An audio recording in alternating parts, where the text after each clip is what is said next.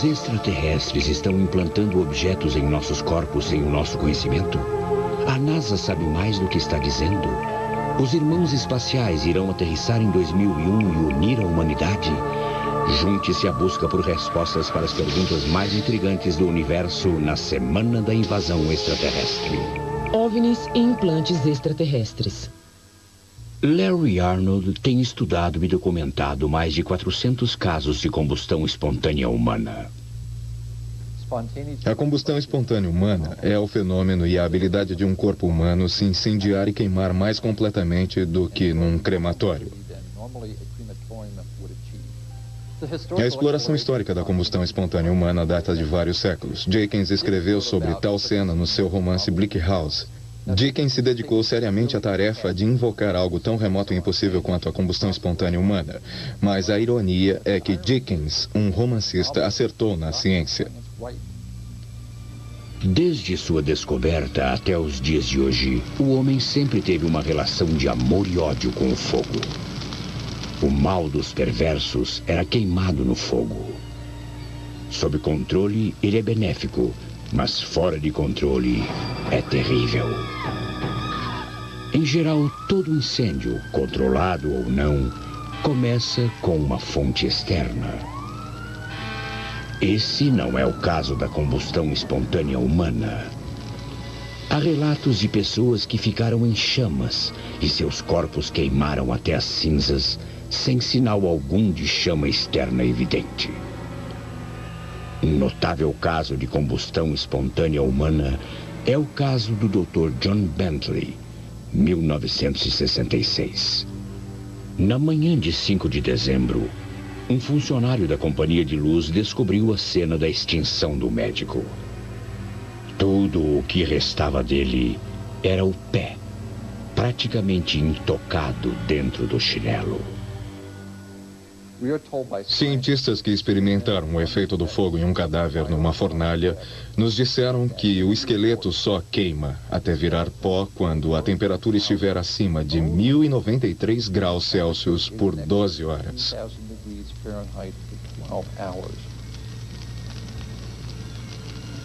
Como alguém poderia sobreviver a uma peleja contra a combustão espontânea humana? Jack Angel é um homem que sobreviveu ao seu alegado incidente de combustão espontânea. Em novembro de 1974, ele adormeceu e acordou na manhã seguinte, descobrindo que o seu antebraço direito fora totalmente queimado. O médico que tratou o Sr. Angel relatou que as queimaduras eram de origem interna e pareciam queimar de dentro para fora. Jack Angel perdeu seu braço e tem queimaduras muito estranhas no seu peito. Outros supostos sobreviventes não têm nenhuma marca visível. A ciência acreditava que todos os casos de combustão espontânea humana eram fatais. De que outro modo você poderia sobreviver tornando-se uma bola de fogo humana quando seu corpo era queimado até virar pó? Bem, o que nós descobrimos nas nossas pesquisas é um incrível subgrupo de vítimas, pessoas que sobreviveram à autoemulação parcial ou transformaram-se em fumaça e que viveram para contar a sua incrível história. Peter Jones é um homem quieto. Ele falou longamente com Larry Arnold sobre o fato de ter sobrevivido a um alegado incidente de combustão espontânea. Na época, eu estava pronto a ir trabalhar pela manhã. Eu tinha levantado, minha esposa ainda estava na cama e eu estava na ponta da cama, acabando de me vestir. E me inclinei para vestir as botas. E, de repente, parecia que estava saindo fumaça das pernas dele. Ele estava sentado no meio de uma nuvem de fumaça. Ele estava cercado de fumaça. E ela ficava tentando me apagar, tentando colocar alguma coisa em mim para abafar, batendo nas minhas costas e pernas. Eu achei que ele estava em chamas, ou que a cama estivesse em chamas. Eu olhei por baixo do cobertor, pensei que os cobertores ou outra coisa estivessem em chamas. Não encontramos nada e, de repente, a fumaça se dissipou. Se eu não estivesse lá, também não teria acreditado. Não teria acreditado mesmo. Se eu não estivesse lá e alguém me contasse essa história, eu não acreditaria. O Sr. Jones sobreviveu ao seu suposto incidente com as chamas que vêm de dentro. Entretanto, ele logo teria um segundo encontro. Naquela tarde, voltando do trabalho, eu estava dirigindo meu carro e parei. Tinha as minhas mãos no volante e, de repente, os meus braços estavam cobertos de fumaça novamente, como uma bomba de fumaça que saía dos dois braços e que encheu o meu carro. Eu estava esfregando os meus braços, tentando... Não sei se estava tentando parar com aquilo ou tentando descobrir o que era.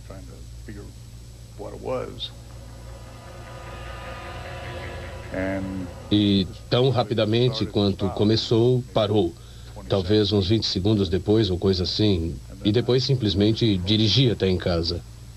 Num típico incêndio estrutural, o calor sobe e as chamas viajam para cima. Por causa disso, o teto num incêndio típico fica muito danificado e as vítimas de queimaduras irão exibir queimaduras do lado de fora do corpo. Numa combustão espontânea humana clássica, entretanto, é mais provável que ocorra o inverso. O incidente mais recente se passou com a senhorita Kay Fletcher. Ela não pôde realizar a entrevista para as câmeras, mas permitiu uma exclusiva e inédita entrevista por telefone. E eu senti uma energia se movendo, andando pelo lado esquerdo das minhas costas em direção ao ombro.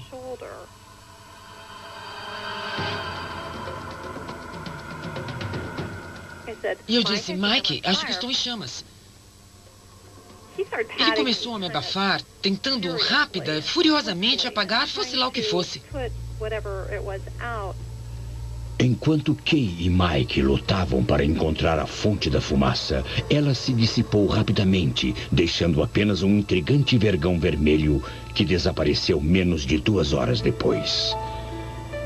O fogão e outros eletrodomésticos estavam desligados. Não havia nenhuma fonte de ignição externa para resolver esse mistério. Quando meu marido e eu finalmente reunimos coragem para falar a respeito disso, ele disse que quando estava no colégio tinha trabalhado numa funerária.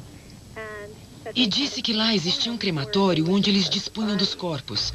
Ele falou que aquele cheiro era inconfundível e que era exatamente o mesmo que sentimos na nossa cozinha naquele dia. Se você está imaginando que pode entrar em combustão repentinamente, Larry Arnold oferece alguns conselhos. Acreditamos que aqueles que são as clássicas personalidades do tipo A, propensas a sentir calor sob o colarinho, cujo humor e temperamento expressam uma ira incendiária e que ficam vermelhas de raiva, essas pessoas são do tipo que, estatisticamente, segundo as nossas pesquisas, têm a maior probabilidade de se tornarem vítimas da combustão espontânea humana. Então fique frio.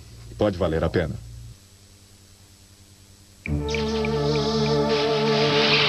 De onde se originou o termo discos voadores? Voltaremos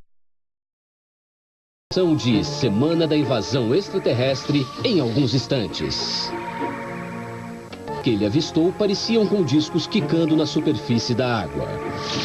Voltamos agora com Semana da Invasão Extraterrestre. Todos estamos familiarizados com os tipos de museus comuns encontrados em todo o mundo. Mas às vezes existem alguns museus menos conhecidos, mas muito bizarros, que parecem existir de algum modo fora de contexto. O Museu Fragonard é um exemplo surpreendente. Honoré Fragonard foi um anatomista do século XVIII. Ele dirigiu uma das primeiras faculdades de veterinária da França fora de Paris. Seus métodos de dissecação e preservação eram muito avançados para sua época.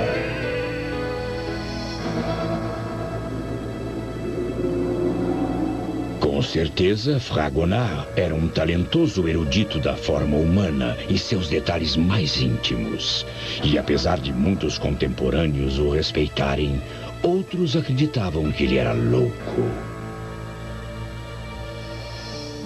Fragonard parecia sentir uma alegria perversa com as raridades e mutações anatômicas e biológicas que possuía. Podemos simplesmente testemunhar a evidência de uma mente muito curiosa, um artista fascinado pelas bizarrices da natureza, pois o estúdio de Fragonard se tornou o exemplo honesto de mutações animais patológicas. Este bezerro de 2 cabeças era de grande interesse, pois tinha vivido dessa maneira por um bom tempo após o seu nascimento. A coleção de Fragonard fornecia um novo testemunho a esta era de curiosidade. Parecia que cada parte do corpo era preciosa demais para ser desperdiçada. Este feto, com os membros inferiores fundidos, era chamado de La Sirène, ou a sereia. Os cavalos, é claro, eram muito importantes no século XVIII, e uma grande parte dessa coleção é dedicada a essas criaturas. Esta ave preservada foi vítima de hidrocefalia, ou água no cérebro. Esse enorme globo de minerais calcificados, na verdade, é o cálculo biliar de um cavalo, e tem mais de 30 centímetros de diâmetro. O Dr. Christophe de Goers é o atual curador do Museu Fragonard.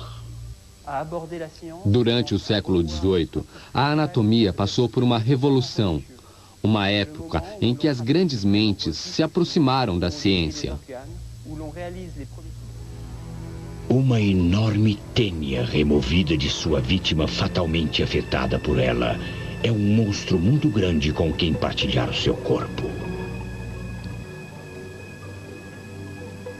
Os parasitas fascinam as pessoas. Até mesmo hoje, quando os pesquisadores discordam sobre um parasita, eles precisam vir aqui para encontrar a resposta. Fragonard se superava numa coisa em particular: a escultura de carne e ossos humanos.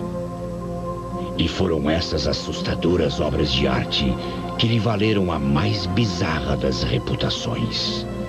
Alguns desses trabalhos são quase que inteiramente desprovidos de carne, mostrando o interior dos ossos e tendões. Ele chamou essas estranhas obras de écorché, ou sem pele. Ele era um artista formidável. Em Homem com Mandíbula, veja as orelhas retorcidas, os olhos divergentes, os lábios rachados, o olhar ameaçador.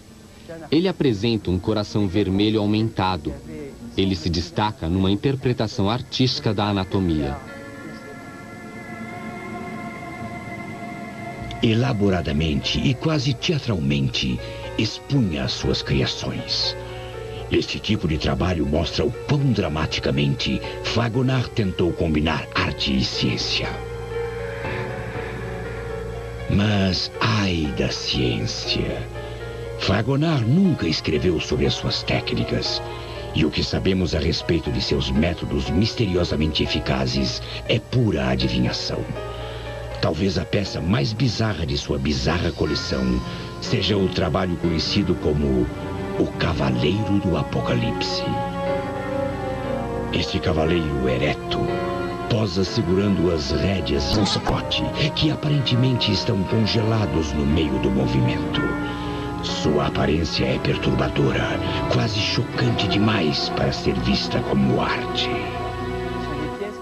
Os écorchés são peças teatrais retratando a morte. Elas existem para chocar o público, da mesma maneira que os circos de horrores, com o mesmo espírito do desafio aos princípios da sociedade, antes da Revolução Francesa. Existe uma lenda que diz que talvez o cavaleiro sobre o cavalo tenha sido realmente um amor de Fragonard, exumado após a morte e imortalizado como um écorché. Estes são corpos reais, trabalhados, esculpidos, dissecados e mumificados. Carne, ossos, veias, artérias injetadas com cera ou gesso. Este é o museu de um museu. Nada mudou em 100 anos. Mas Fragonard sofreu grandes desafios e indignidades por dar continuidade ao seu fervor. Seus contemporâneos, assim como o diretor da escola, começaram a temer Fragonard. Após cerca de 40 anos, ele foi dispensado da faculdade de veterinária. Fragonard prosseguiu com a criação de suas curiosidades para uns poucos escolhidos da elite europeia. Fragonard morreu em 1799, no limiar de um novo século, sem descendentes para cuidar de sua coleção. Mas, felizmente, ela está aqui hoje para todos verem e experimentarem. San Antonio, Texas, é o local de um dos mais desconcertantes e misteriosos mitos urbanos dos Estados Unidos. Ele contém elementos de uma história de fantasmas, combinados com ocorrências sobrenaturais que se perpetram. Nossa história começa na intersecção dos trilhos da estrada Villaman e da estrada de ferro Southern Pacific. Dousha Williams é autora de vários livros sobre a história do Texas e acontecimentos sobrenaturais. A história, em várias versões, tem sido contada há muito tempo. É sobre um ônibus cheio de jovens estudantes que estavam deixando San Antônio num final de tarde sombrio de outubro.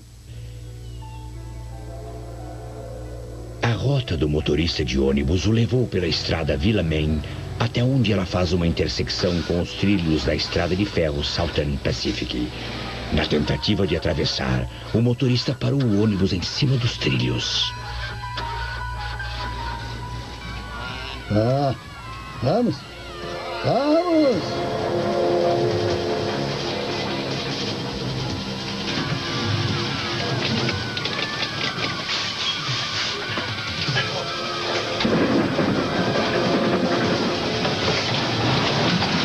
Oh, Deus!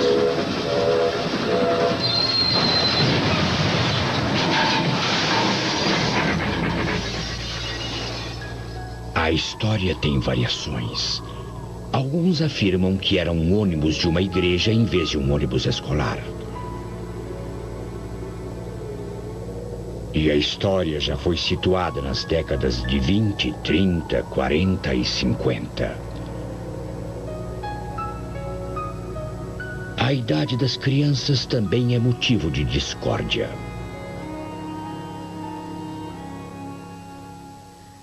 A história diz que, desde o acidente entre o trem de carga e o ônibus escolar, os espíritos das crianças mortas ficaram neste lugar em especial.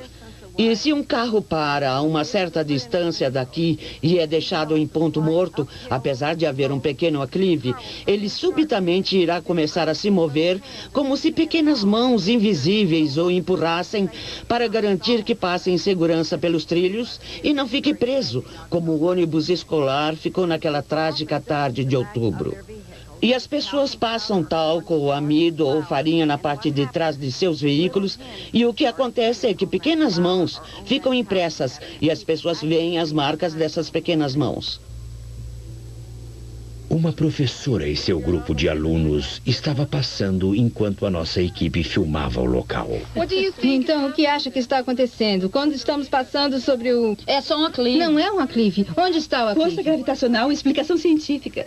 Mas é elevado bem aqui. Como atravessamos isso? Só acho difícil acreditar que elas vão ficar nesse plano por tanto tempo e não haja registro algum disso. E nenhum dos pais veio reclamar. Mas elas têm uma missão. Elas estão aqui neste plano, você está falando dos planos de existência. É, você não quer dizer elas têm como uma lugar missão entre aqui. O céu e a terra, certo? Minha irmã está envolvida nessas coisas mediúnicas, no jogo da mente e o terceiro olho. Um dia, quando ela estava passando pelos trilhos, do mesmo jeito que nós passamos pelos trilhos hoje, ela estava atravessando os trilhos indo para lá, e uma limusine vinha para esse lado. E ela viu uma menininha empurrando a limusine. Ela pode descrever a menininha em detalhe. Se você está imaginando alguma coisa, ela pode descrevê-la da mesma maneira todas as vezes. Como pode ser? A limusine nunca parou para pegar essa menininha. Para onde ela foi? Esta história é muito popular na cidade de San Antônio. Eu arriscaria dizer que a cidade tem mais de 1 milhão de habitantes e que 75% das pessoas, independente do tempo que vivem aqui, têm algum conhecimento sobre o que ocorreu lá, naquele local dos trilhos de trem. Acredito que as crianças realmente estão empurrando o carro sobre os trilhos. Nós pusemos o carro em ponto morto e ele passou sobre os trilhos. Acreditamos que foram os espíritos das crianças. Já vi as impressões digitais das crianças, marcas de suas mãos por todo o meu carro quando coloquei pó sobre ele. E eu acredito que sejam elas que estão empurrando o carro. Estão fazendo isso porque não querem que aquilo aconteça novamente. Até este momento não vimos nada nos nossos registros que possa substanciar que esse incidente realmente ocorreu. Então, acho que uma conclusão lógica sobre isso, em particular, é que ele nunca aconteceu. Nossas informações aqui na biblioteca datam de 1865. Eu venho recebendo há muitos anos telefonemas de historiadores, da nossa equipe, do público, de leitores, todos interessados no acidente de ônibus no cruzamento de Cheyenne e Villa Maine. Algumas histórias indicam que tudo aconteceu mais de 60 anos atrás. Alguns dizem que aconteceu 40 anos atrás, mas não há nenhuma evidência nos registros que mostre que isso aconteceu. Se a história não é verdadeira, qual a explicação para as ruas da vizinhança próxima levarem os nomes das crianças que morreram no acidente?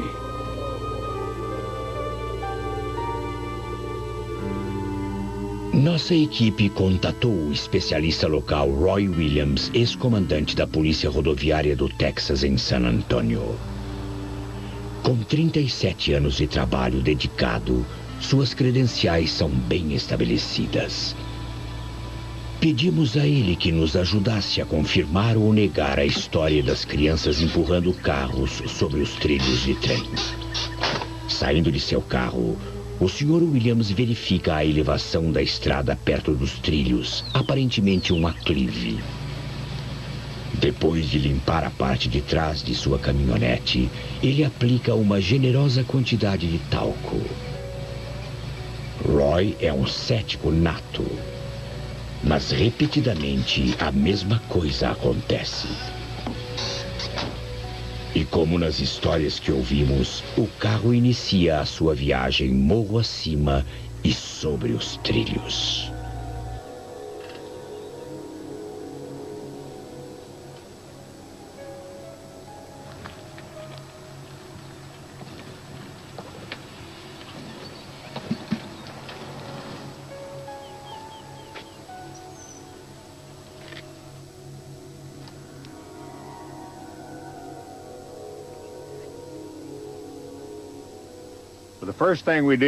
Bem, a primeira coisa que fizemos na parte de trás do veículo foi pegar um pano limpo e limpar muito bem para que não houvesse nenhuma impressão remanescente na lataria antes de passarmos o talco.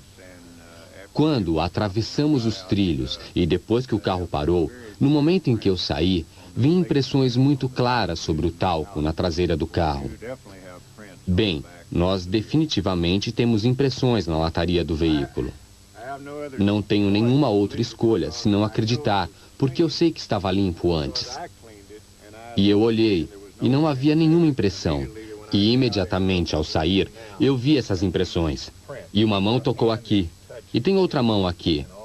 O que mais posso dizer? Não tenho outra explicação para isso, mas eu posso dizer com certeza que existem impressões feitas sobre o talco que acabei de passar no carro. A história do ônibus escolar de San Antonio é apenas mais um mito? Ou existe mais alguma coisa, talvez na área do sobrenatural, que no momento está além da nossa compreensão? E talvez até mais além dos limites do bizarro.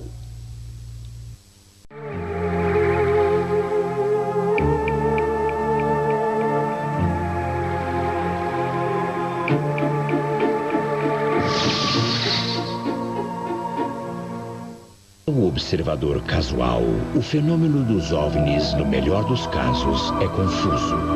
É difícil separar fatos e ficção. Entretanto, existem alguns pesquisadores que trabalham diligentemente, tentando apresentar evidências concretas e científicas sobre os OVNIs, enquanto expõem as falsificações. Don Ecker, um diretor de pesquisas da UFO Magazine, é um desses pesquisadores. Os elementos que envolvem esse campo sempre atraíram toda a atenção da mídia, e isso faz com que seja muito mais difícil para os pesquisadores legítimos levarem o seu posicionamento ao público. Don Ecker acredita que um dos maiores problemas é que a mídia explora as histórias mais sensacionais, tal como a alegada autópsia de extraterrestres. Ecker sente que muitas dessas histórias foram fabricadas. Apesar das evidências encontradas, muitas histórias de OVNIs não resistem a uma investigação. Ecker descobriu alguns casos que não podem ser explicados, definidos como embustes, fenômenos naturais ou ilusões de ótica. Na verdade, algumas de nossas evidências mais convincentes vêm do nosso próprio governo. Em março de 1989, um operador de rádio amador de Maryland interceptou uma transmissão muito estranha do ônibus espacial. Era a voz do piloto da Discovery, transmitindo num canal secreto do governo. Houston, aqui é a Discovery. Ainda mantemos a nave extraterrestre sob observação. Esse não era o primeiro, nem seria o último encontro extraterrestre da NASA. Uma das histórias que tivemos a sorte de divulgar envolvia uma missão do ônibus espacial que ocorreu em setembro de 1991. A missão era o STS-48 e envolvia o ônibus espacial Discovery. Enquanto ele estava voando a aproximadamente 320 quilômetros acima da superfície da Terra, ocorreram uma série de eventos diferentes de qualquer coisa já vista no espaço sideral antes. A câmera do ônibus espacial capturou um objeto viajando tela acima, fazendo uma repentina e fechada curva à direita, logo antes de um segundo objeto voar através de seu curso original. E que tipo de nave poderia manobrar tão rápido? Minha especulação é que algum tipo de dispositivo tirado de Guerra nas Estrelas tenha disparado esse objeto. Por qual motivo? Não faço ideia alguma. Mas você verá quando o objeto faz a curva em ângulo reto, alguma coisa pisca na tela no ponto onde esse OVNI estaria. Agora, não existe nada que conhecemos no momento, com o nosso nível de tecnologia atual, que permitisse que um objeto como esse, sob controle humano, ficasse operando no espaço. Então, se não é uma coisa nossa, a não ser que seja um projeto governamental muito obscuro, então precisamos perguntar a nós mesmos: o que é esse OVNI? Eu sugeriria que existe alguma coisa ali muitíssimo estranha. Quando a UFO Magazine publicou a história do STS-48, um oficial da NASA afirmou publicamente na CNN que mais provavelmente a anomalia consistia em destroços de outras aeronaves ou água despejada no espaço. Declarações oficiais ajudaram a aumentar a confusão. Em certos escalões do poder em Washington, D.C., havia um medo real de que essas incursões pudessem levar a alguma outra coisa. Por mais louco que isso possa parecer, talvez até a uma invasão. Fomos capazes de explicá-los como embustes e identificações errôneas de aeronaves amistosas, fenômenos meteorológicos ou eletrônicos, ou aberrações produzidas pela luz. Todos os anos existem dezenas de milhares de relatos de OVNIs em todo o mundo. Então, com toda essa fumaça, existe algum fogo? Stanton T. Friedman, um físico nuclear, analisou todo tipo de fotografias e imagens de vídeo de alegadas aparições de OVNIs. Com a tecnologia moderna de hoje, não é muito difícil falsificar qualquer tipo de fotografia. Pode-se fazer isso com computadores. Vemos isso na TV o tempo todo. Mas isso não é tão verdadeiro para as fotos de discos voadores tiradas há 20, 30, 40, até há 10 anos. Friedman acredita que essas imagens mais antigas devem ser verdadeiras. Esta primeira imagem é de uma câmera de filmagem. Ela mostra um objeto branco em forma de disco movendo-se na tela da direita para a esquerda. Toda essa sequência mal leva 5 centésimos de segundo. Como as imagens foram registradas em 1952, a evidência visual é difícil de ser contestada. Nessas fotografias existem duas vistas diferentes de um objeto que desafiam qualquer explicação. A primeira é de um objeto em forma de disco suspenso acima de uma casa de fazenda no Oregon. A segunda é do mesmo objeto de um ângulo diferente. Essas imagens foram examinadas por um laboratório de pesquisas e as fotos não podiam ser contestadas. Esta próxima foto de uma nave de forma muito semelhante foi tirada por um piloto militar francês.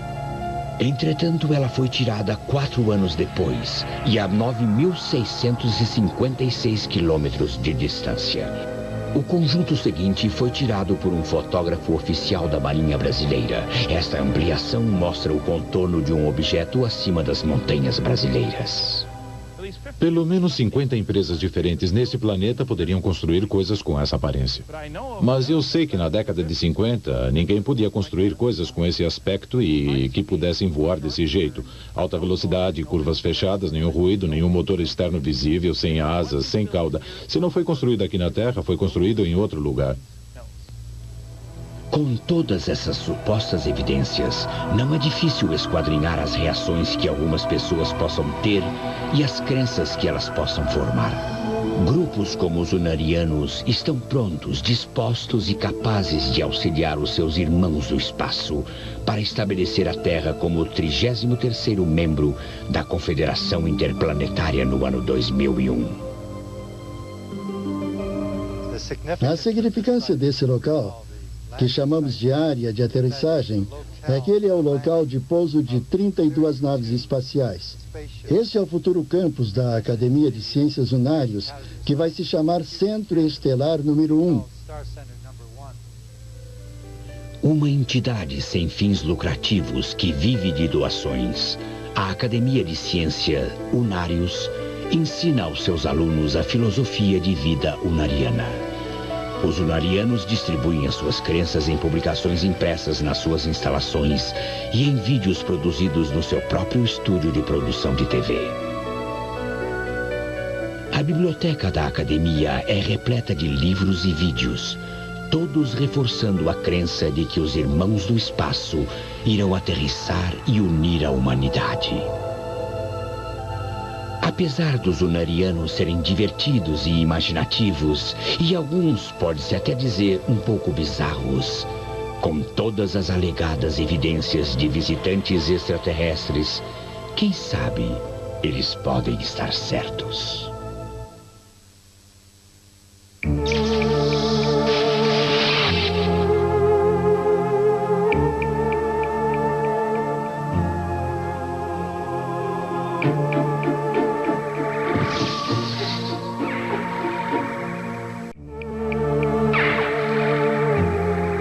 Os OVNIs mais estranhos já avistados foi um grande elefante cor de laranja visto a 10.668 metros de altitude, que na verdade era um balão de circo que tinha se soltado. Voltamos agora com Semana da Invasão Extraterrestre. Desde a primeira vez que o homem ergueu os seus olhos para o céu, ele tem procurado respostas para o inexplicável. Buscando ajuda nos céus, ele pensou: o que está além? Estarei sozinho? Recentemente, objetos misteriosos foram descobertos e removidos de corpos humanos. Não se sabe como eles entraram nos corpos de suas vítimas, mas alguns acreditam que sejam implantes extraterrestres. Uma possível prova de que os extraterrestres já estão entre nós. Mas se eles estiverem lá fora, eu os encontrarei. Eles podem ser de outro planeta, estrela, seja o que for, provavelmente de muito perto. Na verdade, até mesmo daqui. Por que estão aqui? Por que estão fazendo o que estão fazendo? Quero dizer, para mim, isso é muito bizarro. O mundo concentra a sua atenção em OVNIs e meteoritos. E frequentemente num acidente discutido que aconteceu perto de Roswell, Novo México, em 1947. Isso se refletiu nos filmes da época, dominados por imagens assustadoras de extraterrestres buscando controle e dominação. O que esses extraterrestres trouxeram consigo? E o que eles podiam nos dar ou colocar dentro de nós? Foi aí então que a ideia de implantes extraterrestres inicialmente ganhou crédito e agora está alimentando a busca por vidas extraterrestres. Eu fui apresentado ao objeto de implante extraterrestre meio que por acidente. Conheci um investigador chamado Daryl Sims, que investigava esse tipo de fenômeno há vários anos. Mas sou um cético consumado devido à minha formação científica. Sua relutância inicial foi superada pelas descobertas inexplicáveis levadas ao seu conhecimento. Daryl Sims foi contatado por uma mulher cujo caso mais tarde a ligaria a Sims e sua causa. Pat Connelly apresentou-me algumas informações e no decurso da discussão eu disse, bem, o que pode me convencer de que você passou por essa experiência que alega ter tido? Ela respondeu, tenho alguns raios X. Esses raios X contêm 2 objetos não identificados no dedão do pé direito. Mais estranho ainda, ele não provocava dor alguma na mulher. Não fosse por uma visita ao hospital por outras causas, ela desconheceria completamente a sua existência.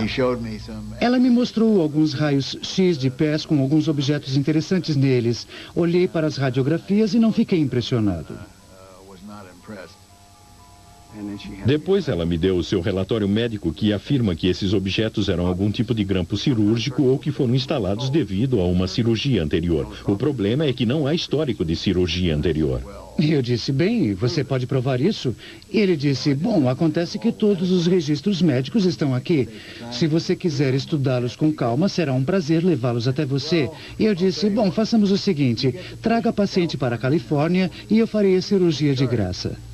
Antes da cirurgia, o Dr. Lear recebeu um chamado de Sims, que, baseado na sua experiência com casos anteriores, previu o resultado da cirurgia.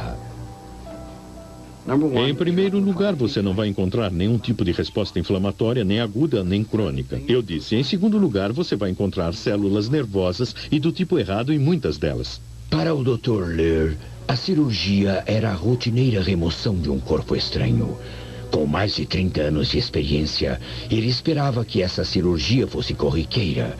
Ele examinou a área e não encontrou nenhum local de entrada visível.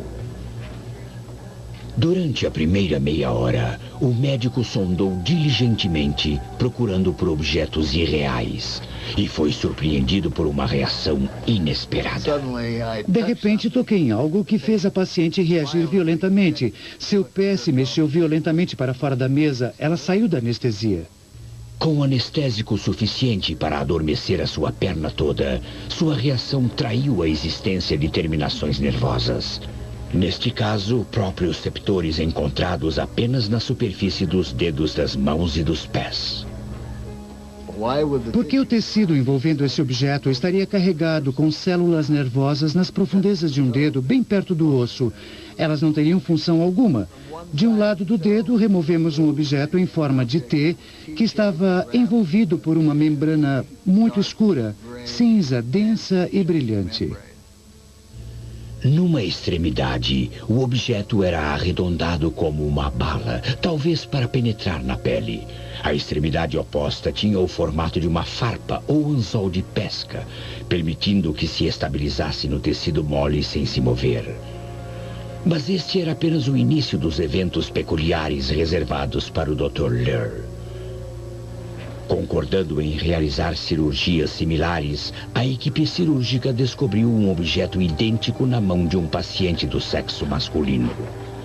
No ano seguinte, eles realizariam mais cirurgias, cada uma rendendo um implante de origem inexplicável.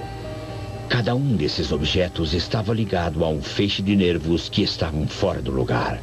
Os tecidos circundantes não mostravam nenhum sinal de reação a esses corpos estranhos.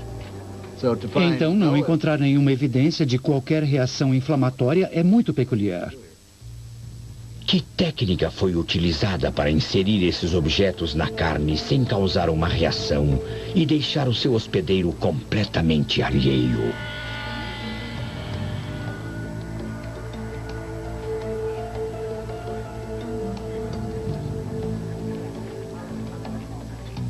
Entretanto, análises realizadas por laboratórios de classe mundial pouco fizeram para determinar a origem dos objetos. Apenas um dos blocos de construção elementais pôde ser identificado como metal extraterrestre, previamente encontrado em meteoritos. A significância desses objetos para o mundo médico é algo que ainda está para ser visto. Adequadamente reproduzida, essa tecnologia pode evitar a rejeição nos transplantes de órgãos. As implicações para o prolongamento da vida humana podem ser imensuráveis, mas existem preocupações mais imediatas. De onde vêm esses objetos? São acasos benéficos ou servem a outro propósito? Existem algumas teorias populares. Uma é que pode ser um dispositivo para acompanhar o indivíduo à distância. Uma outra teoria, que eu realmente acho mais provável, é de que sejam dispositivos para a monitoração de determinadas funções corporais, como fazemos com os astronautas. Ou eles também podem servir para monitorar funções bioquímicas ou genéticas, ou talvez até para monitorar os níveis de poluição dentro do corpo. Mas Daryl Sims tem suas próprias ideias sobre extraterrestres e esses implantes. No meu ponto de vista, eles mentem e mentem consistentemente. Não dizem a verdade a essas pessoas, não dizem a elas de onde vêm. Eles não dizem muito a elas, escondem coisas nos corpos das pessoas há 41 anos e nem deixam uma cicatriz.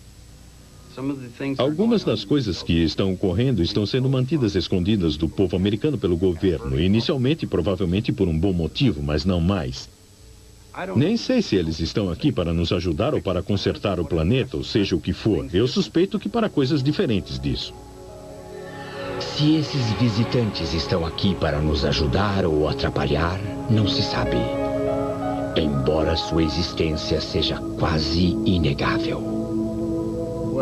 Bem, todo esse incidente virtualmente mudou toda a minha vida. Como pude ser tão egoísta a ponto de pensar que somos as únicas criaturas vivas na vastidão do universo?